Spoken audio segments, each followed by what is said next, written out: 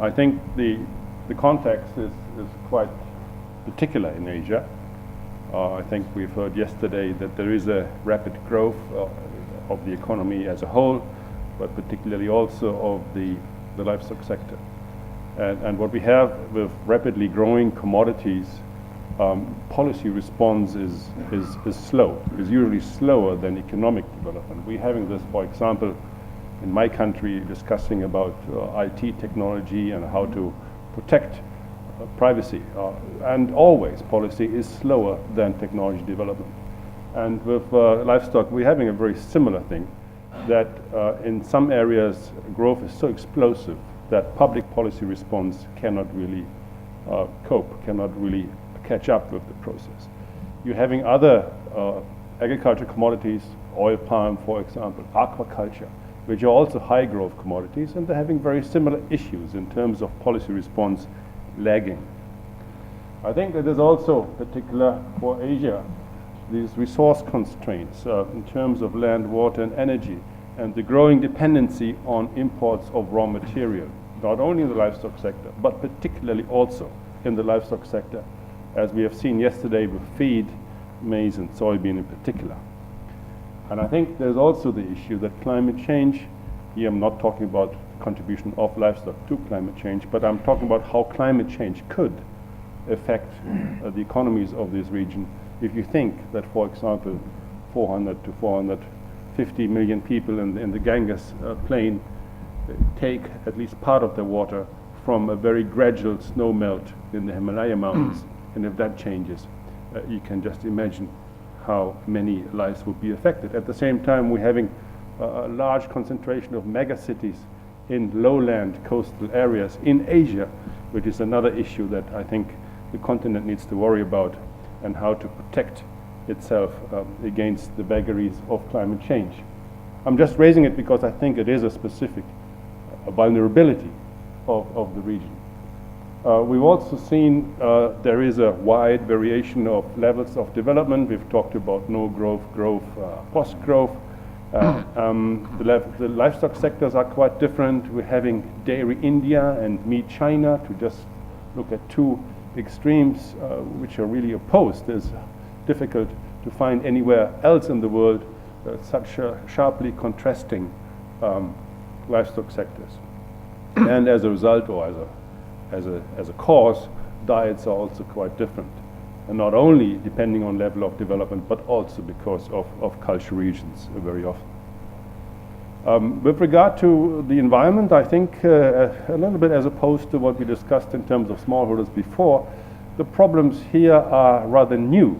They are acute, but they're rather new. And that what this brings with it is that there is not a lot of experience. It took the Netherlands about 40 years to come up with a reasonable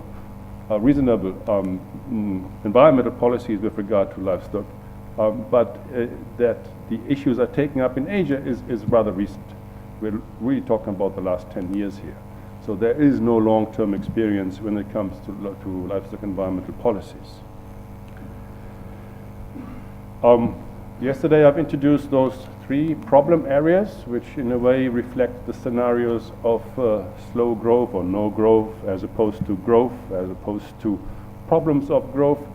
Whereas, the extensive systems would be areas where the production is marginal, where intensification has low returns, where therefore the potential to intensify and to expand production is limited, and where very often these are areas that are, if you want to use that term, waiting rooms for development, areas that where the protection of livelihood and the animals that sustain these livelihoods are perhaps the primary focus.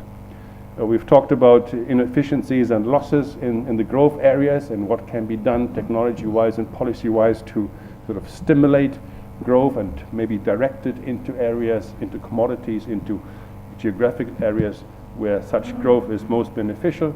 And then we are talking about the issues related to nutrient loading, to over-concentration of animals and animal production units in certain areas, and the associated problems of pollution. So the key questions really is, well, some of the key questions is, where is the problem and which practices need to be improved? And again, we may want to look at these three areas, and I think just capturing it in one word, when it comes to the problems of extensive grazing, it is grazing management, stocking rates, and the way grazing land is managed that is the key to solving the problem.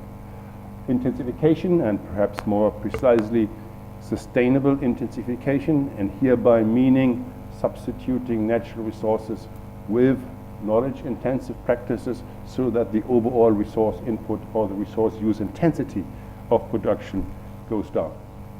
And then the third area, waste management, really looking at trying to recover and recycle as much of the valuable energy and nutrients contained in animal manure as possible. So if these are the desired practice changes, what would be the key incentives and regulations that need to be changed? For the extensive regions, we think that, also based on analysis that we've done in parallel, that payment for environmental services and benefit sharing mechanisms based on community organizations are the most effective way of doing that.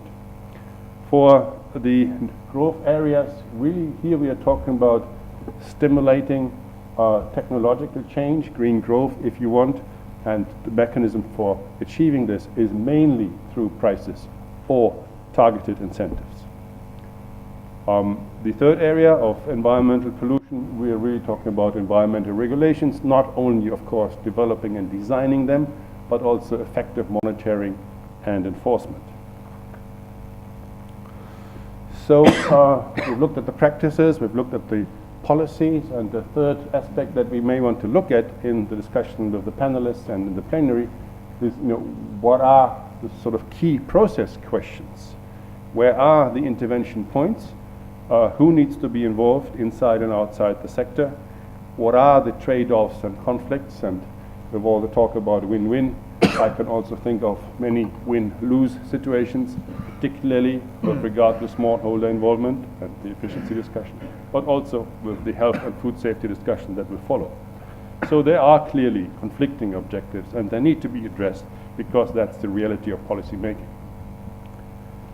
And then the many different pathways for livestock environment policies. Yesterday already we have said that maybe for most impact we shouldn't only look at livestock sector policies, but we really need to think about what are the policy avenues outside the livestock sector that are of relevance to the livestock sector. And here, for example, I'm talking about climate change negotiations, I'm talking about biodiversity, I'm talking about environmental policies related to water. All these are not specific livestock policies. They're designed outside the livestock sector, but they affect the livestock sector.